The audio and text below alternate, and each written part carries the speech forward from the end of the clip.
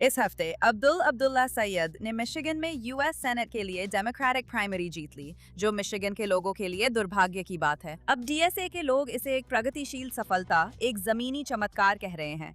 लेकिन ऐसे उम्मीदवार में प्रगतिशील क्या है जिसकी खुद मुस्लिम ब्रदरहुड तारीफ करता है, या ऐसा उम्मीदवार जो सचमुच लोगों के लहजों का मजाक उड़ाता है? जरा देखिए। अब माइक, मैं बस तुम्हें याद दिलाने जा रहा हूं, अगर तुम्हें नाम लेना नहीं आता तो उस नाम को अपनी जुबान पे मत लाओ, या बस मुझे अब्दुल बुला लो। अब सीएनएन पर उन्होंने यहूदी राज्य को एक दुष्ट राज्य कहा और झूठा आरोप लगाया कि इजराइल नरसंहार कर रहा है।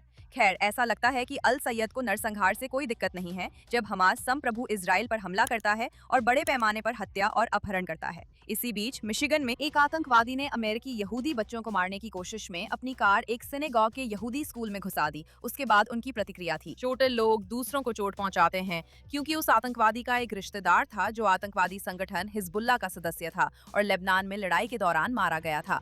अल सैयद ने ये भी कहने से इनकार कर दिया कि हमारे समय के हिटलर अयातुल्ला खमीनी की हत्या एक अच्छी बात थी, क्योंकि उनके कुछ मतदाता, जैसा कि उन्होंने कहा, दुखी थे। सच में ये एक उम्मीदवार है जिसने वास्तव में अपना पूरा अभियान एआई पैक पर हमला करने के इर्द गिर्द ही बनाया है। अमेरिकी लॉबिंग संगठन जो पूरी तरह से अमेरिकियों द्वारा वित्त पोषित है, जबकि वो विदेशी प्रभाव को अस्वीकार करने के इर्द गिर्द अपनी पहचान बना रहे हैं, उनके अपने अभियान ने चुपचाप दाताओं से $1,15,000 से अधिक की राशि ली, जो कईयर से जुड़े हुए थे। Council on American Islamic relations, एक ऐसा समूह जिसे संयुक्त अरब अमीरात ने औपचारिक रूप से एक आतंकवादी संगठन के रूप में नामित किया है। साथ ही फ्लोरिडा और टेक्सास राज्यों ने भी इस समूह को आतंकवादी संगठन घोषित किया है। दाताओं की सूची में कईयर के राष्ट्रीय बोर्ड अध्यक्ष, इसके राष्ट्रीय कोषाध्यक्ष और कईयर के अपने कार्यकारी निदेशक निहाद अवध शामिल हैं। वही व्यक्ति जिसने कहा था कि वो 7 अक्टूबर को हमास को गाजा से बाहर निकलते देखकर खुश था, और ये भी कि एल सैयद के अपने ससुर उनके अभियान का समर्थन करने वाले सुपर पैक के सबसे बड़े वित्तीय समर्थकों में से एक हैं। वो ससुर नॉर्थ अमेरिका की इस्लामिक सोसाइटी की स्थापना समिति में हैं,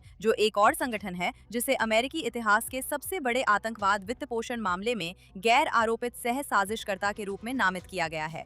ये एक नफरत भरा, एक अज्ञानी व्यक्ति है जो एक ऐसे राज्य के बारे में जुनूनी है जो हजारों मील दूर है और जिसका उसके जिले से कोई लेना देना नहीं है, क्योंकि उसकी सोच में वो एक इस्लामवादी श्रेष्ठतावादी है। मिशिगन में इस हफ्ते जो हुआ वो डीएसए की रणनीति है, जो बिल्कुल वैसे ही काम कर रही है जैसे उन्होंने बनाई थी।